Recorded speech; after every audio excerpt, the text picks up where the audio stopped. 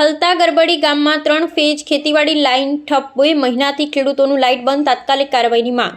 ધાનપુર તાલુકાના ખલતા ગરબડી ગામના મેડાફળિયું અને રાવતફળિયું વિસ્તારમાં જતીથી ફેજ ખેતીવાડી વીજ લાઇન છેલ્લા 2 મહિનાથી બંધ હાલતમાં છે।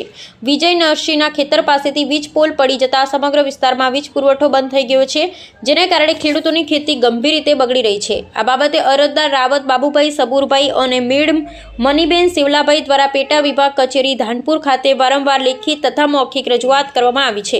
ધાનપુરના વીજ કર્મચારીઓ અને કોન્ટ્રાક્ટર દ્વારા રોજ નાખી દેશું તેવી ખાતરી આપવામાં આવી હોવા છતાં આજ સુધી કોઈ કામગીરી હાથ ધરવામાં આવી નથી। વીજ પુરવઠો બંધ રહેતા ખેડૂતોને સિંચાઈ, પાક બચાવ અને દૈનિક ખેતી કામમાં ભારે નુકસાન સહન કરવું પડી રહ્યું છે।